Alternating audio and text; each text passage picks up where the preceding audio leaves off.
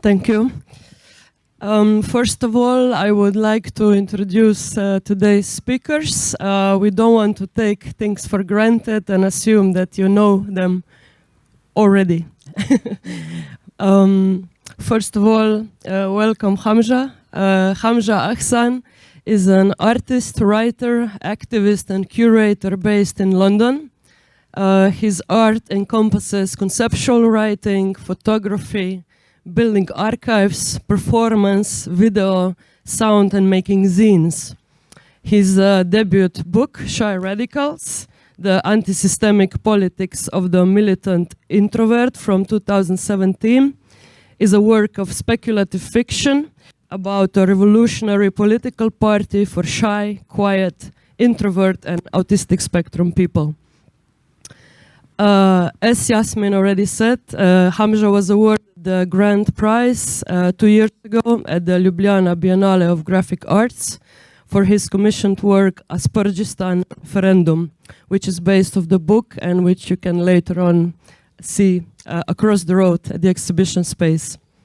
The last thing that is important for our talk today to mention is that Hamja also co-curated DIY Cultures, which is UK's largest festival of zines and creative activism, or was, right? Was. And also important to mention is his activist work, campaigning work, for which he was shortlisted for the Liberty Human Rights Award in 2013 for his Free Talha campaign on extradition, solitary confinement abuses, and detention without trial under the war on terror. And our second guest is Ana Čavić, based in Ljubljana and London. She's a performance artist, poet, and also a postgraduate researcher into performance-born alternative artists publishing. She has performed a lot, both solo and as part of the performance art and publishing duo Ladies of the Press. Her art practice is found in the intersection of visual and literary arts and includes works on paper, artist publications, zines obviously also, digital poetry, animation and digitally assisted poetry, as well as storytelling performances. And one of such performances recently that she exhibited in Ljubljana was called A Threat Without End. So welcome Ana, welcome Hamja. Thank you. And as I said, we really don't want to take things for granted, although I believe many of you know zines and know both artists already. So I wanted to ask you both, starting with Hamja, since you've both been immersed in zine culture from the 1990s, how would you describe zines, or how would you even, what is specific about zines in relation to other media? Just to make clear what we're talking about. For those who don't know, zines are a sort of underground subculture that's associated sometimes with punk and anarchism, but these days any hipster calls anything a zine that they publish. These are some examples of zines.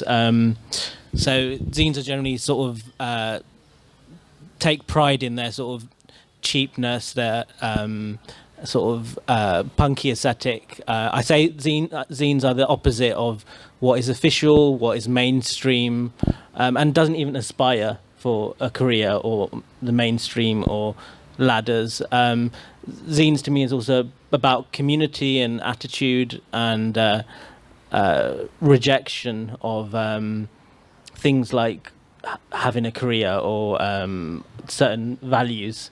That's my very idealistic portrayal of zines. But so since me and Ana grew up in the 1990s, so we remember life before the internet, and life, what having a photocopier meant, and even the aesthetic of the book is to resemble like a cheap underground photocopy. But since recently, probably in the last 5 to 10 years, zine culture has been bigger than ever. So nearly every city in London has a pop-up zine festival. New York Art Book Fair at PS1 MoMA is like 50% zines. So it's had this renaissance and revival in the last 5 or 10 years.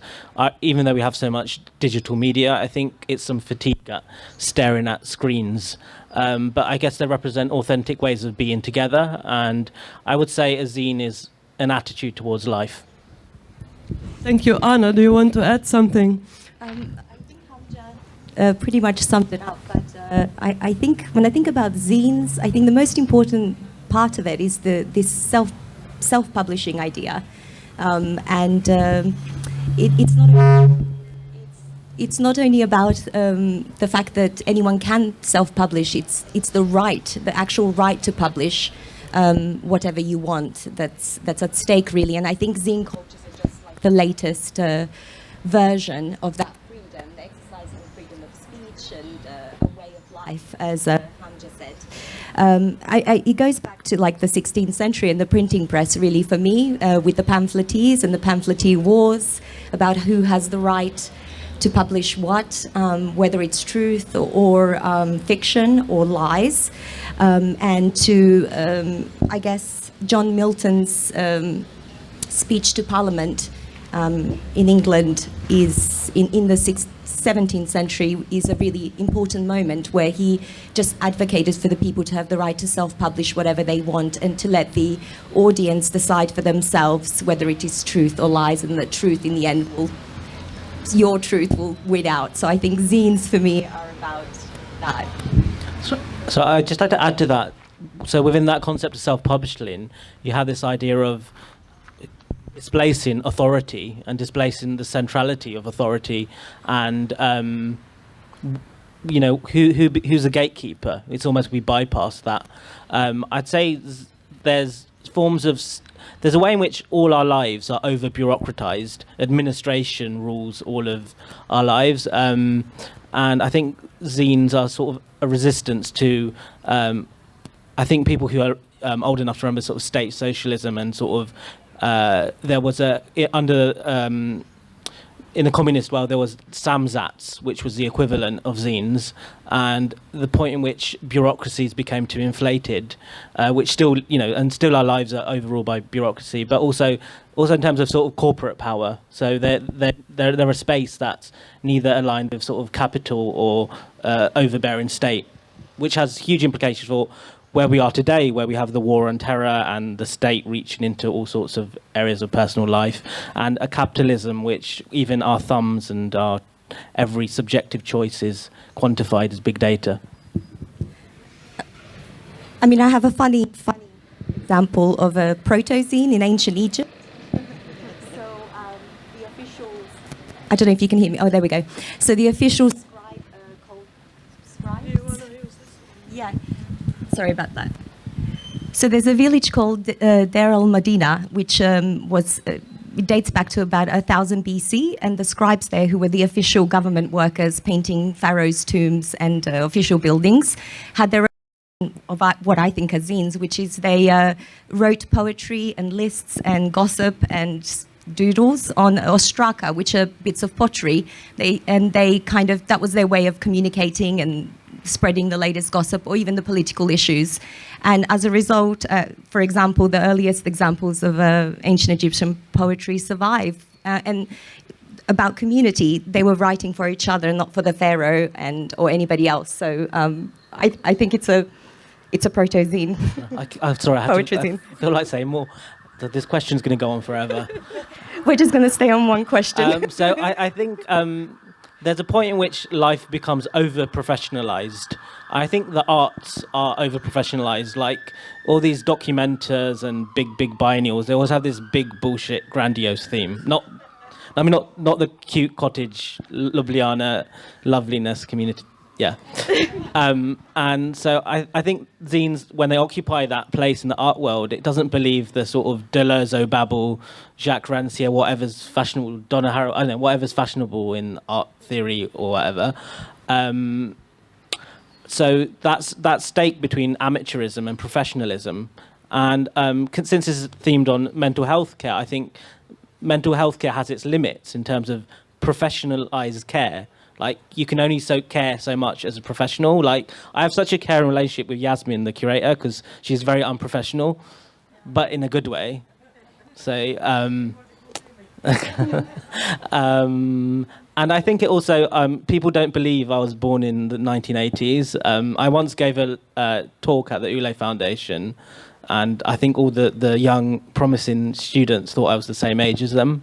So I think zines represent not growing up as well, in a good way. I mean, this is a zine, for example. A is for Awkward, which is written by Rachel Rowan Olive, and it's a critique of mainstream psychiatry.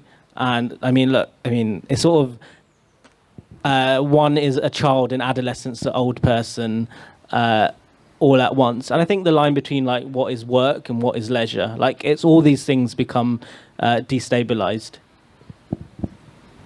Right. Well, perhaps for me, one interesting aspect of the whole zine culture is that a lot of people make their own publications and only later find out that these publications actually have a name, zines, and that there's actually a whole global almost culture around them, like a culture that, at least in pre-internet times, involved intensive correspondence and reviewing each other's work and zine fairs, meetings, and a lot of that obviously still exists. But I'm talking about this because I would like to know how did you two find out about zines? Was it the same case that you were actually doing them before knowing that they actually have a name and a scene behind them? I made my first zine in 1994 as a 13-year-old. And there was a music magazine called Enemy, which was a very influential British music magazine, defined things like punk and Britpop, and now it's some clickbait rubbish thing. But in the 1990s, when life was real, and there was the zine subcultures through the back pages of the Enemy. The music press was a very different thing. So it wouldn't be about TikTok, Instagram likes. It was like, so I'm sounding like a middle-aged person reminisce about you. It was like, God, this is how dads talk about the 60s, isn't it? So anyway, my 1990s. The back pages of the Enemy would have postal orders for zines. Riot Girl, do people know Riot Girl? Riot Girl, which was a feminist punk movement. If you don't know what Riot Girl is, there's a film called The Punk Singer on Netflix about Kathleen Hanna, and bands like Bikini Kill. There was a sort of revived feminist punk movement, and my first point, so that was the stuff me and my brother, who's in the exhibition, first read about. It was also, so I made my first zine was called Nausea, and it was inspired by, there was a band called the Manic Street Preachers. I mean, they've sold out since, and I feel embarrassed to be associated with them. But in the early 1990s, they were quite a hard socialist punky band that were the first. There was a very troubled guitarist called Richie James Edwards who very publicly spoke about eating disorders, depression, hospitalization, which left an indelible mark on my life, which I mentioned in the film. Please download the album The Holy Bible, which I consider the greatest album ever made. And there was a subculture around this zines. People might know the British artist Jeremy Deller, who won the Turner Prize. So he's actually made a project called The Uses of Literacy about these 1990s Manic Street Preachers subculture. I feel very embarrassed to mention their name because Miha, who's one of the curators at Switzeria, and Anna's husband, he says the only hit they had was like Your Love Is Not Enough, which was their sellout duet with Nina from the Cardigans. And that's when they became very corporate. Anyway, so this guy disappeared. He was like Britain's Kurt Cobain. And there was like dozens of zines just associated, and that was my first entry point. There was also other literary zines, so I was very interested in Charles Bukowski and Black Sparrow Press and this very homemade zines and sort of beat culture, and that was my entry point to zines in my early teens. And then in the last 10 years, there was this revival, which I actually thought zines were dead, like in 1999 with the birth of the internet. And then in the 2000s and 2010s, people just became fed up with staring at screens all day and developed new forms of community. And then the zine renaissance was born. And okay, so it's quite, from your words, I gather music was from zines connected to music, where you began, sort Music of. and underground literature, yeah. And underground literature. Yeah. And you, Anna, was it similar for you, or is there another connection to zines? I mean, I can relate to what Hamza's saying because a lot of my friends have a similar background. But I was in Australia, like in Sydney, as a teenager, and there wasn't a zine scene, at least not in the western suburbs, which is sort of like, I don't know, Shishka.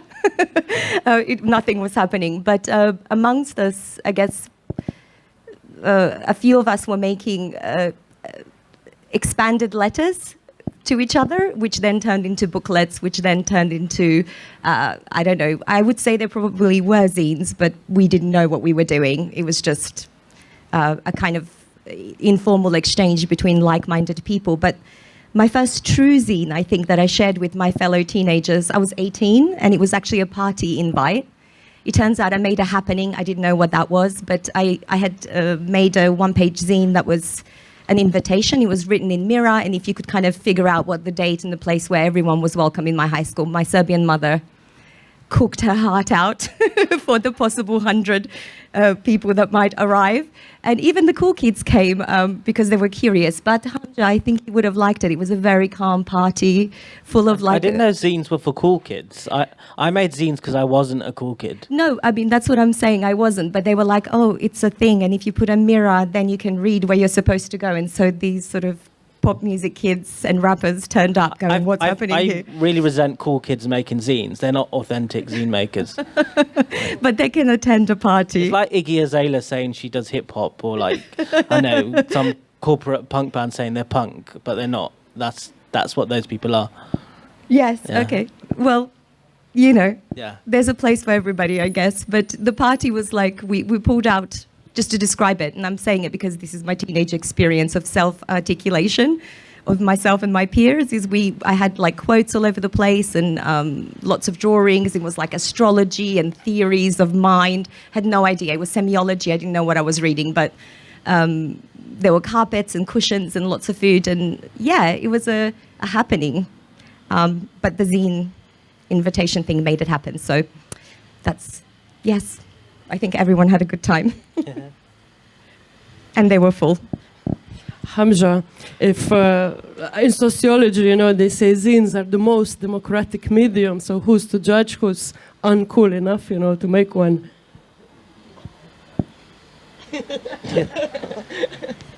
When I first met Tia today, for the first time in my life, I said, you look like someone who makes zines.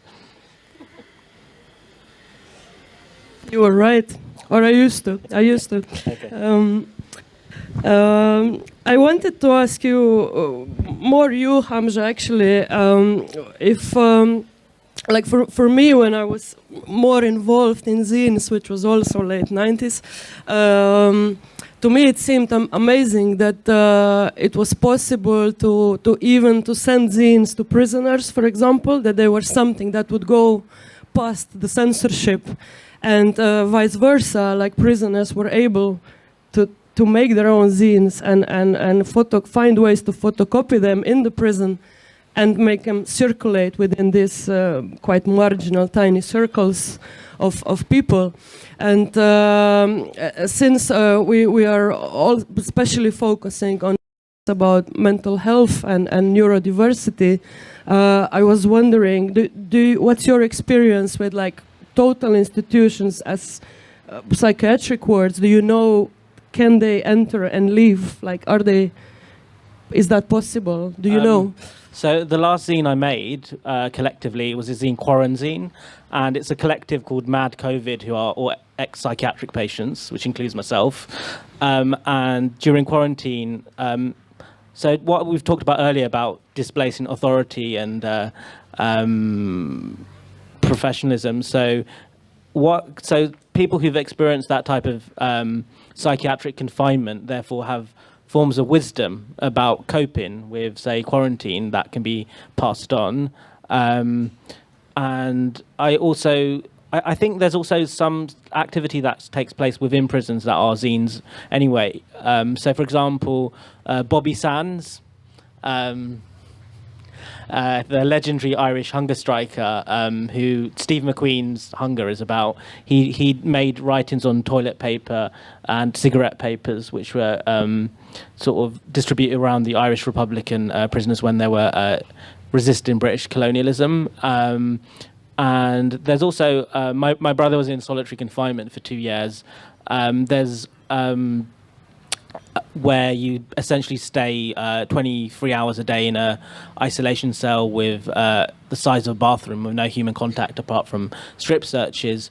But there are zines within the United States where there's 80,000 people in solitary confinement, where there's zines made by prisoners in solitary confinement for other zines in solitary confinement in terms of how to survive that. There's a wonderful new book called Marking Time by Nicole Fleetwood, which she did with MoMA, which sums up this experience. And part of my practice as a curator and artist is to build collections where there are no collections. So I have a huge collection of zines related to autism, which my brother's diagnosed with, which are in the prison cell. It's a cross between a prison cell and a teenage bedroom. And also in terms of prisoners, zines written in solitary confinement. So there's also loads of zine libraries within Britain. There's a wonderful Stuart Hall library with Innova, which collects zines by people of colour and diaspora and migrants and things like that. Yeah, there's also anarchist info shops. I think there's an info shop within Ljubljana who very actively write to prisoners. And I think writing to prisoners, it's often the last, because you got given very bare life. So you have access to very few resources. And so it's often the last space where life is done by pencil and paper or like very limited access, but then it produces its own form of resistant subculture too. When we were preparing for this talk, I came across, thanks to you, for the first time to the terms neurodiversity and neurotypical person.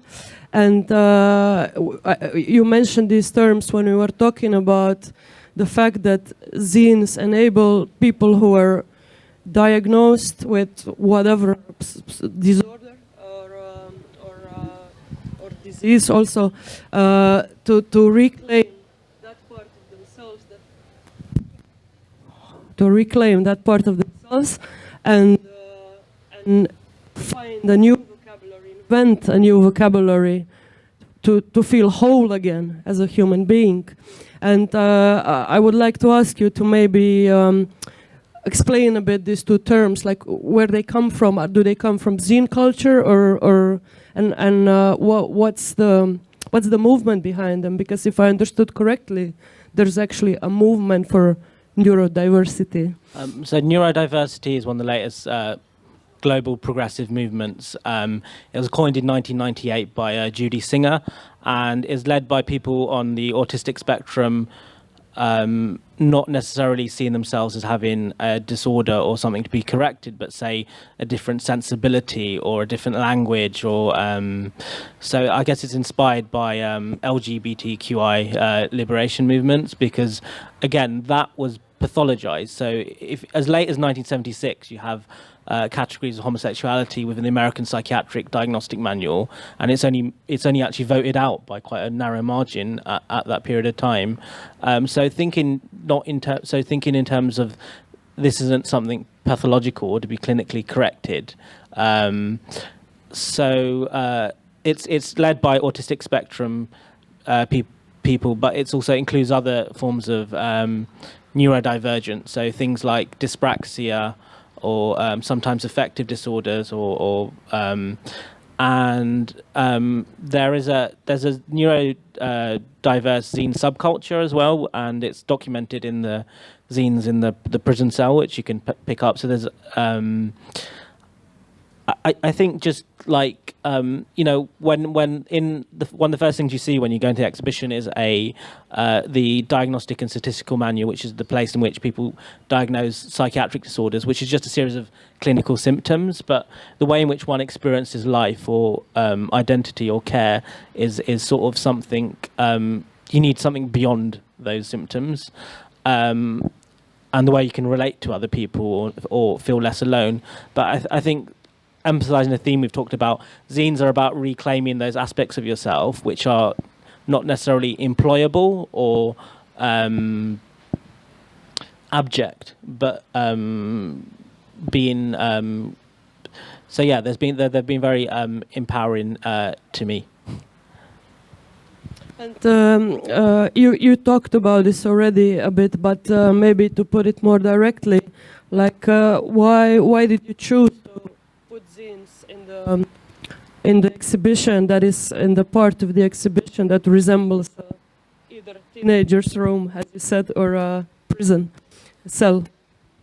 I mean, Shy Radicals grows out of zine culture and the forms of identity that came out of that. So just prior to Shy Radicals, I ran DIY Cultures for 5 years, which was UK's largest festival of zines and creative activism.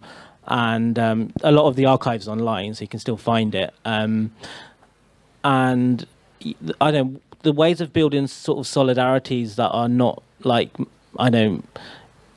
like mass demonstrations or instrumentalized or just about other forms of care. I think with zine culture, there's a sense that people can pick it up and then contribute it, and then that would feed back into the whatever the local creative economy is here too. So I think of it as some feedback loop. I don't think of the contemporary art world as necessarily inclusive space. I think there's like an art world 1%, and like it's often about cliques of power, and I just think zines are a genuinely participatory, accessible. I think everyone's got a zine inside them, and so I'd like people to maybe visit the exhibition and make their own zines. Okay, I have to be a bit provocative here, because what you just said, you have also become, in a way, with your zines and your, especially since the book Shy Radicals came out, like your work has also gained prominence, and your zine collections have gained like more recognition, which is amazing. But on the other hand, it means inevitably becoming part of this art system and including zines in a world that tends to often also appropriate, let's say, more alternative or radical forms of expression. So I wonder, how do you feel about the fact that because of like your desire to actually promote the ideas from these zines, you now find yourself sitting here in front of an audience at the Biennale and having zines featured in the exhibition? Does it change anything? Actually, that's my question. Does it change anything? And in what way? Are there positive sides to it also, or merely negative? I thought you were going to ask me, have you sold out? And I would just said no. I don't know. I think there's different forms of public speech.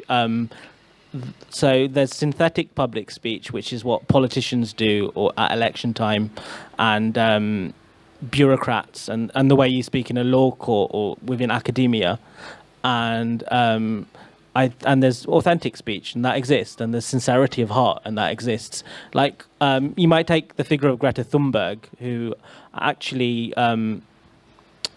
she wasn't a big thing when the book was written, and now she's become a global phenomenon. I did a talk in Slovengrad, is that how you say it, in Slovenia, and there were loads of school kids inspired by her. But I mean, she's reinventing what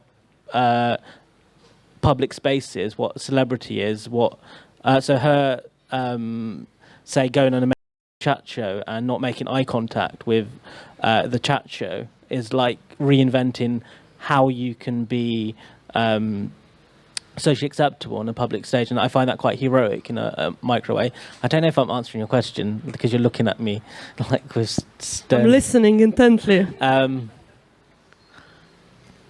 Yeah, I don't know. I'm not allowed to publicly announce this, but I will anyway. But so I'm actually I'm in Documenta next year too.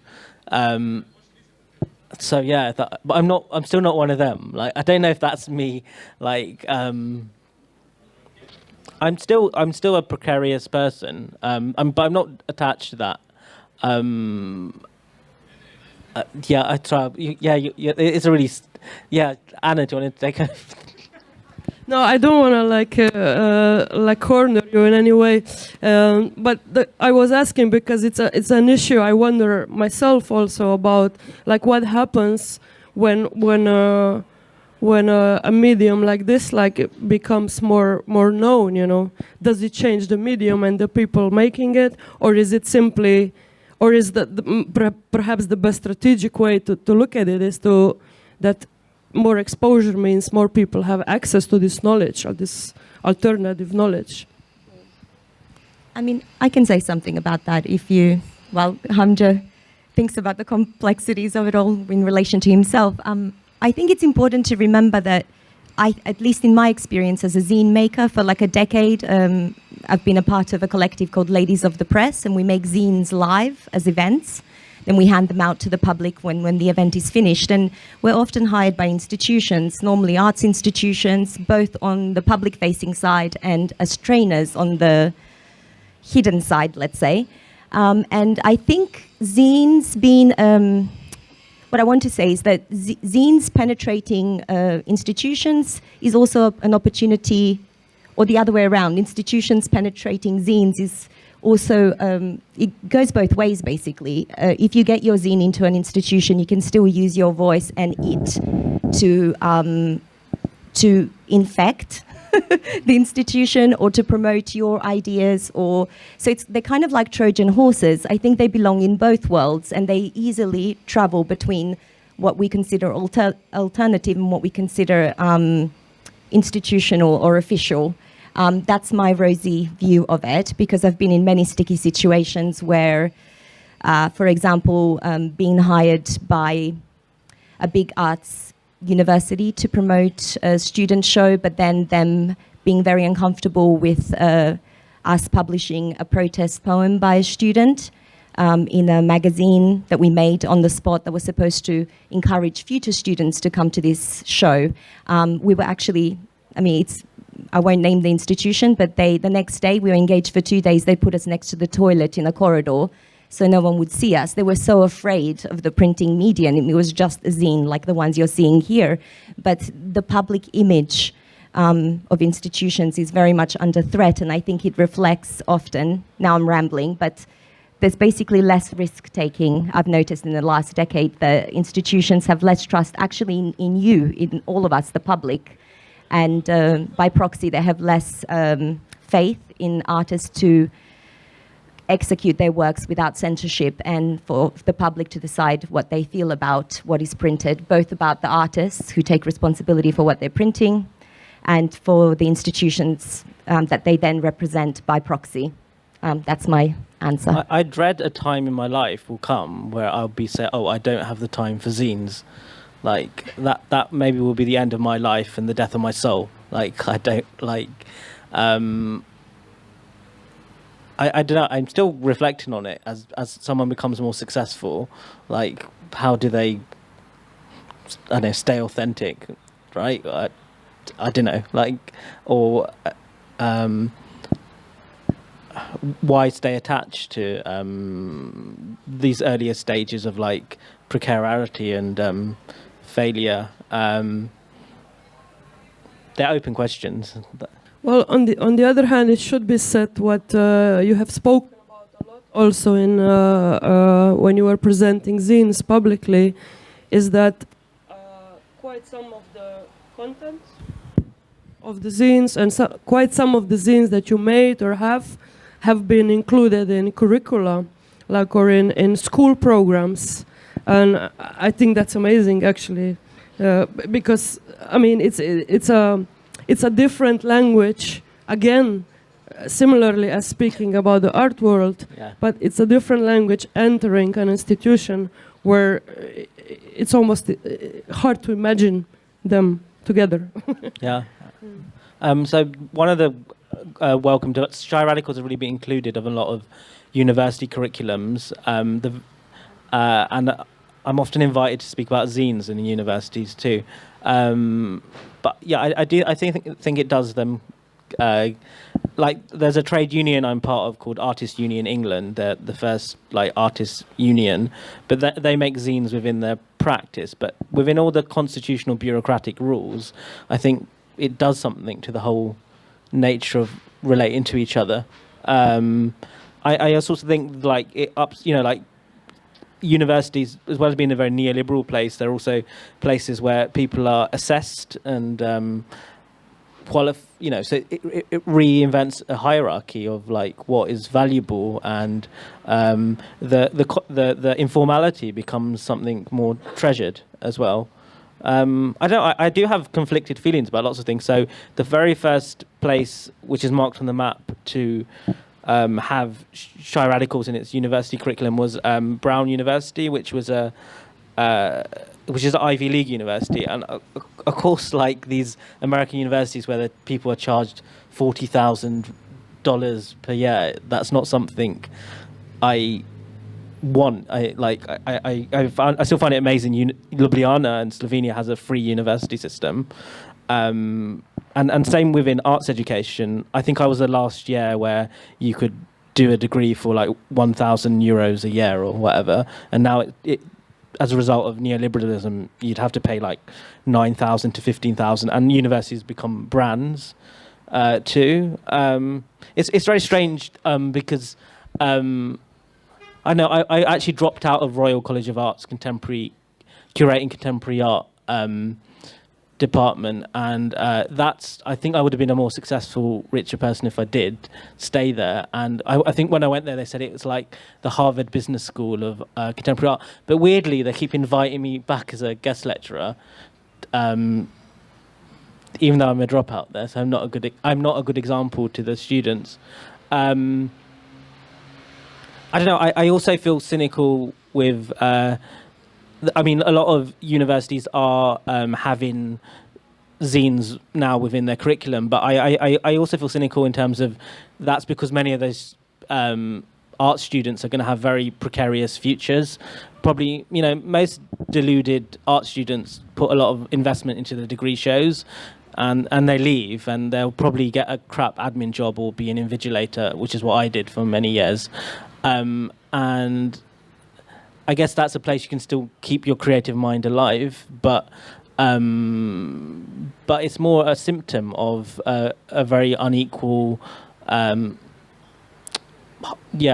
world. Your answer now, especially the part about the irony of being invited to the university which you dropped out of, reminds me of the example that Ana mentioned again when we were preparing for this talk, about zine maker, poet, activist. Perhaps you can tell about it, because I think it's a very interesting example that addresses exactly the issues we are talking about. Yeah, actually, this is the zine. It's called Jump, My Brothers Jump, by Poems from Prison by Tim Daly. So it touches on prisons, poetry, and mental health too. So how I came across this was an independent bookshop and publisher again in East London called Freedom Press. I encourage everyone to go there. They have all sorts of vintage things that no government ever agrees with, let's say. And he's really, I mean, my specialty is poetry zines. I'm a researcher in this subject as well, so I was drawn to this book because the poetry is rather good. And then the backstory is that Team Dali in 1968 attempted to set fire to the Imperial War Museum in London, not intending to hurt anyone, but just to protest against their teaching militarism to children. And he was imprisoned for 4 years for arson and labeled, I'll quote the editor, as a very, very dangerous person by the judge when he was sentenced. And while he was in prison, he wrote poems and messages back and forth with his community who, I guess, definitely supported him or could empathize with his position that he was in. Ironically, at some point, I think in the 90s, the same Imperial War Museum purchased a copy. Actually, they have 2 of this zine for their collection. And in that way, they institutionalized, I guess, and made this a part of their history too. So I think it's ironic, but they feel that it's an important document of their history, and in a way it is. And so it just depends how you look at it. Some people will see this just as a poetry zine, others will find out more about the activism. They might become a little bit radicalized, like I did as a result. But yeah, it's this idea that once something is in print, really, it's powerful and empowering. Thanks for adding the story. We're going into the 40th minute of the conversation.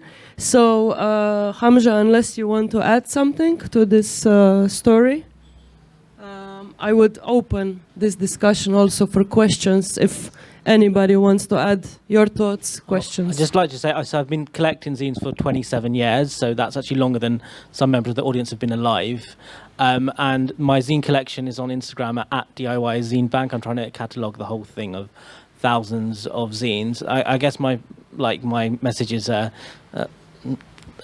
zines. Does anyone want to share their thoughts on anything we've spoken about, or has questions for Hamja or Ana? Please. I can pass. Maybe this one.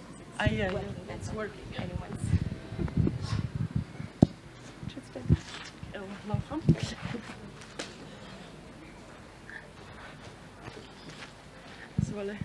So much. Hi, Hamja. I wanted to ask, what's the new title? If you are already writing a new piece, if there is a Shy Radicals Part 2 or a completely new direction in your writing. The last thing I wrote, which will be published in November, is a long memoir, and it's about my time working as an invigilator for a National Portrait Gallery. I mean, the National Portrait Gallery is like the most conservative British arts institution it has.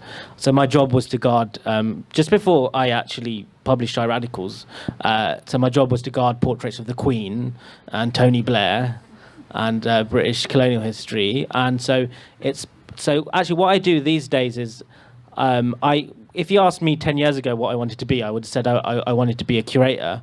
I wanted to be like you, Yasmin. I wanted to be like Okwe and Wezo, because I saw the Documenta 11 catalogue, this great Nigerian curator who put Africa and the global South on the map.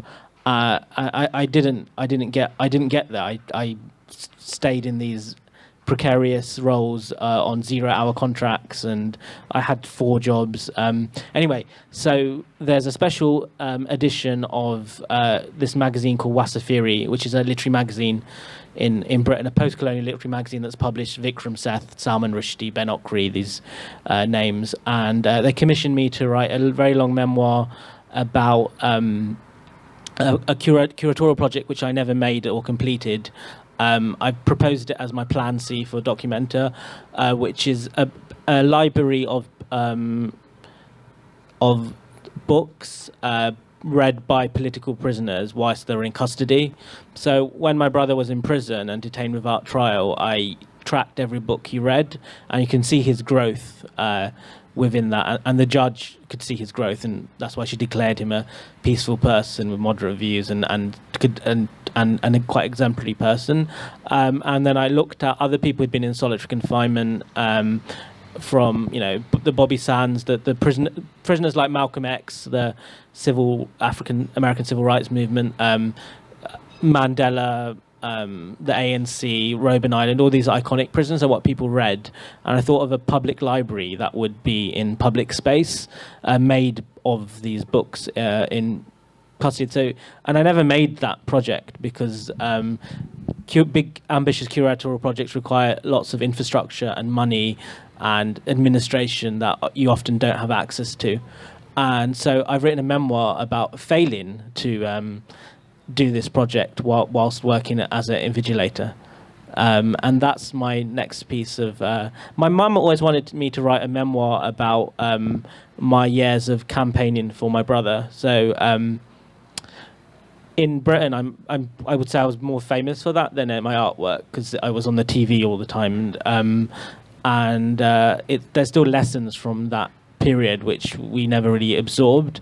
So I don't know if that would happen, because it's about part of my life. And the other thing which seems to be happening is a lot of museums and art institutions commission me to write letters. So there was an institution in Amsterdam called Purdue, and one of the letters in the prison cell. So I'm still thinking about Shy Radicals as an expanded practice. So the last... so, for example, in Shy Radicals, there's a chapter with a fictional political prisoner called Amy Littlewood, and then I've extended who she is as a character, and I've written a letter to her, which you can read in the prison cell. And I actually, what I thought, I don't commission, curate, edit as I used to 10 years ago. What I do now is I just tour Shy Radicals endlessly. So I've done about 100 speaking dates across, I think, everywhere from like Slovenia to Canada to I think I've been going to Scandinavia. It's also been translated into other languages. It's translated to Italian and Spanish.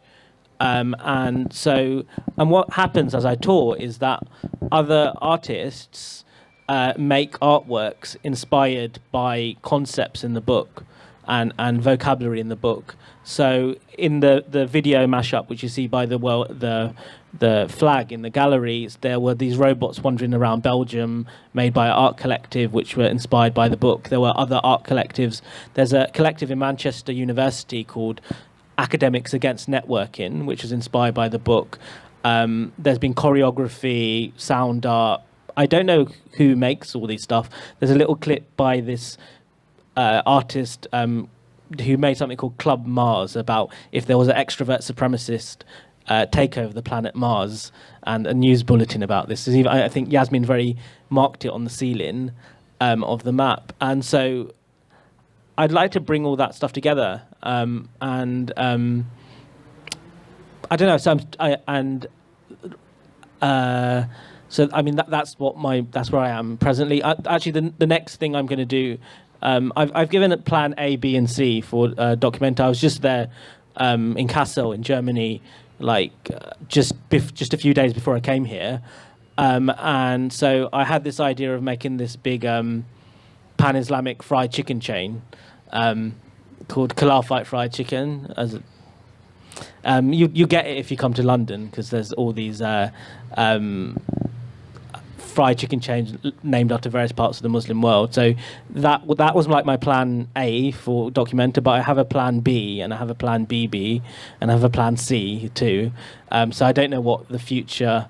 and when I met the Documenta team, they like plan A, plan B, plan BB, and plan C. So I don't know what my future is. I guess I can flip a coin, but... the other thing I'm doing is I do a project called 2772. So there was the actual project I was working with Miha, who's very much into music, and he was the initial curator at Switzeria. And Kurt Cobain's suicide meant a lot to me. It's a big cultural landmark in my life. And I didn't know that his penultimate concert was played in Slovenia, just 5 minutes walk from my house in Tivoli Park, because I used to stay in Switzerria. So I started this project which hasn't ended but is going on forever, called 2772, looking at the 27 Club, which is, you know, Amy Winehouse, Janis Joplin, Jim Morrison. So I lead that as a book club. There's other pieces of writing around it. I have all these grandiose, expansive projects which stay in limbo. Shy Radicals was an expansive, grandiose limbo project until I got a book deal in 2013. It's usually someone in a position of authority, ironically, picking something interesting and then giving me a contract or something, and then I do it. So Yasmin picked the Shy Radical themes for this exhibition, and I guess now I've seen the whole biennial, I just see why they picked it, because it goes with the aesthetics and ethics and the whole look of the whole concerns and themes of the biennial. So that's my very long rambling answer on what I'm doing now.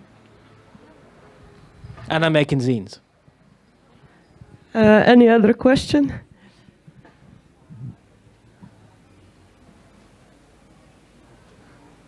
No? Okay. Okay. Did we forget to say something urgently important for the end? I'm asking both.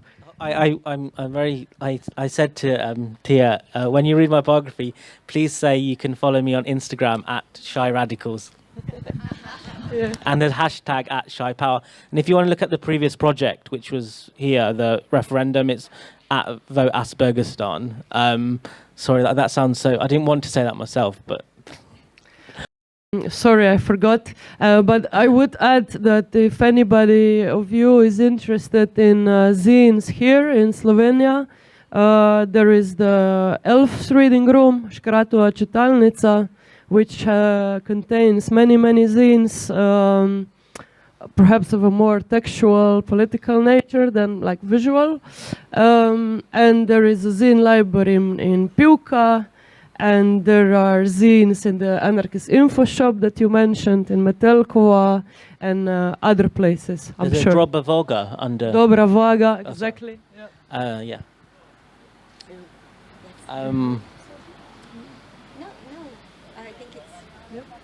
Thank you for coming.